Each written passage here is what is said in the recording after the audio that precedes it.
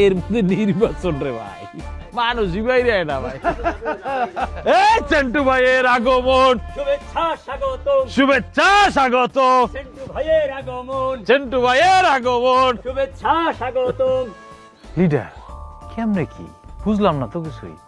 Nomination এমনি এমনি পাই নাই রে, খরচা করা লাগছে, খরচা। এ কত লাগছে? ধারণা কর দেখি কত লাগতে পারে। কত আর 5 কোটি তো ওই। হেই, ফকির, 5 কোটি। সারাদিন তো সবজি বাজারে কালেকশন করো, এত বড় অঙ্ক মাথায় ঢুকবে কেমনে? তুই ক দেখি। 5 কোটি না হইলে 10 কোটি তো হইবই। আরে বেকুব, এগুলা দিয়ে কি আর এখন নমিনেশন পাওয়া যায়? হ্যাঁ, 5, 10, 50 না, পুরো 100 কোটি টাকা দিয়ে নমিনেশন লইছি। 100 কোটি? যা খরচা হয়েছে এটা আমার ইলেকশনের আগে কালেকশন চাই। লিডার ইলেকশনের পরে সবই তো আপনার, এখন এত অস্থির হইলেন কা? ইলেকশনের পরে সব কালেকশন করা যাইব না? শোন, কাছে আয়। এখন আর মানুষ বেকুব না, আর তাছাড়া অন্য কোনো টেকনিক খাটায়ও নির্বাচনে আমরা জিততে পারব না। তাই যেমনেই হোক ভোটারে খুশি করতে হইব। প্রয়োজনে ভোটারের হাতে পায়ে ধইরা হলেও আমাদের দিকে টানতে হবে, তাদের রাজি খুশি করতে হবে। ভোট ছাড়া কোনো বিকল্প নাই। এই ফুল দিয়ে কি হইব? এই যদি জিততেই না পারে এই ফুল দিয়ে কি হইব? দেখ তোর ফুল। চল মহল্লায় চল, আয়। এইদিকে যাই। কি অবস্থা ভাই, দেশের হালচাল কি বুঝতেছেন? দেশের হাল চাল আর কি বুঝবো, এই চান্দা বাজার দান্দা বাজারই তো চালাইতেছে। ও সেটাই। আরে সব যদি আগের মতোই চলে তাইলে এত যুদ্ধ, এত আন্দোলন, এতগুলো পোলাপান শহীদ হইল, কোনো কাজেই তো লাগলো না। না, কোনো পরিবর্তন দেখা যাইতেছে না। সেটাই। এই যে দেখলেন না, এই যে জুলাই যুদ্ধ ওসমান হাদিরে দিনে দুপুরে কিভাবে মাথায় গুলি করে মারে ফেলাইলো, এটা কোনো বিচারও হইল না। তাহলে কারো কোনো নিরাপত্তা আছে? হ্যাঁ না, এই যে আমি আর আপনি এখানে বসে আছি, আমাদেরই কি নিরাপত্তা আছে? না, দেশে কারোরই এখন নিরাপত্তা নাই। আসসালামু আলাইকুম। ওয়ালাইকুম ওয়ালাইকুম আসসালাম। কেমন আছেন আপনারা? আছি আলহামদুলিল্লাহ, ভালো আছি। যাক, ভালো আছেন শুনে খুব খুশি হইলাম। আমরা চাই আপনারা আরো ভালো থাকেন, আরো কিভাবে বেশি সুখে থাকবেন সেই ব্যবস্থার জন্যই তো আমরা আছি। নির্বাচন চলে আইছে না? বসন্তের কোকিল। কি কইলেন মুরব্বী? না কিছু কই নাই। কিছু কর নাই, তাও আমরা বুঝছি। শোনেন, গত 16 বছর যারা দেশ চালাইছে তারা তো এখন আর নাই, তো তাতে কি হয়েছে? তাই বলে ভোট দিবেন না?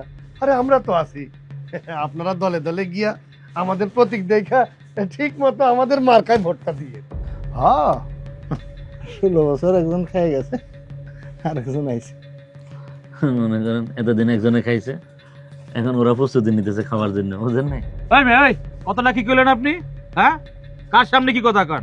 ভাই না থাকলে একদম পুইতে ফেলাইতাম এই জায়গায়। কিনেন আপনি? চুপ কর তো। কাদের সামনে কখন কিভাবে কথা বলতে হয় তাও জানোস না। কি কথাটা কইলে উনি? এখন কি তাই বলে মেজাজ দেখানোর সময়? হ্যাঁ, এরা আমার আপনজন, এরা তো আমার প্রাণের মানুষ, আমার লক্ষ্মী।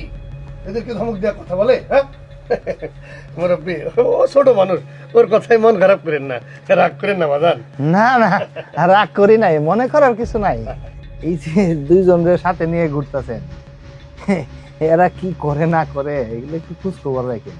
এই যে আপনার পাশে, হ্যাঁ, কয়দিন আগেও কি জানি নিয়ে ধরা খাইছি, বুঝছেন নাই? আর ওইটা ওইটা তো ওই যে মানুষের বাড়িতে যায় ঢুকে রাত্রে বেলা, সেই দিন তো ধরছিল, ওরা গণপিটুনি খাইয়া মরতে মরতে কোন রকম বাইসা রয়েছে, বুঝেন নাই? চাচা, মুখ সামলাই কথা কয়ো। ওই ওই কথা, মুখ সামলায় কে কথা হবে? মুখ বন্ধ রাখতে পারস না? যত আকাম কাম করবে সেগুলো এসে আমার উপর পড়ে। মুরব্বী, কিছু মনে করেন না, ওরা ছোট মানুষ, ওদেরকে ক্ষমা করে দিয়ে না। আর আমি দেখেন, আমি ওদের ঠিকই সাহায্য করে ছাড়বো, একটাও ছাড়ুন না। যত সব ওদের লেগে আমার ভোট ভাঙতেছে। হ্যাঁ, ওই বাজান, জায়গা মতো সিল মারেন। হ্যাঁ মুরব্বী, আসি বাজান, দোয়া করেন, দোয়া করেন, দোয়া করেন ভাই। মার্কা দেখা সিল মারেন। না আচ্ছা, দোয়া করেন তাইলে। হ্যাঁ, কি বুঝলি? ভোটের ফিল্ড খুবই খারাপ, খুবই খারাপ। এই জায়গা থেকে কোনো লাভ নেই, একটাই ভোট দিব না। আবার কোন ষড়যন্ত্র করতেছে কে জানে। লাভ নাই, লাভ হইব না। লাভ নাই। ভাই সাহেব, সুযোগ পেয়ে তো ভালোই অপদস্থ করলেন। মানে মানে অন্যকে অপমান অপদস্থ করার আগে নিজেদের দিকটাও ভেবে দেখতে হবে। কি বলতে চান আপনি?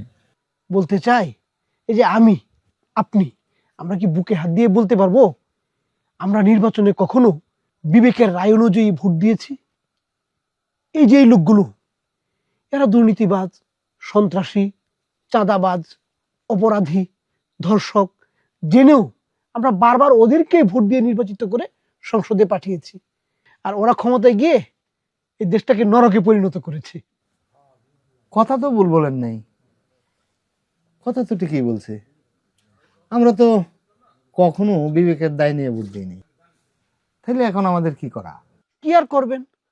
যদি নিজের বিবেকই না থাকে তাহলে আবার ওদেরকে ভোট দিবেন, আর ওরা ক্ষমতায় গিয়ে দেশকে যেভাবে ইচ্ছা সেভাবেই চালাবে।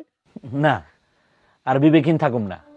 এবার বিবেক দিয়েই যারা সৎ, যোগ্য, নির্ভীক সমাজকর্মী এবং যারা ন্যায় ও ইনসাফ ভিত্তিক একটা কল্যাণ রাষ্ট্র প্রতিষ্ঠা করতে চায় তাগুর পক্ষে রায় দেবো ইনশাআল্লাহ। ইনশাআল্লাহ, হ্যাঁ। এই তো সঠিক কথা বলেছেন। হ্যাঁ। এবারের ভোট হবে আমাদের বিবেকের ভোট। বিবেকের ভোট। একদম।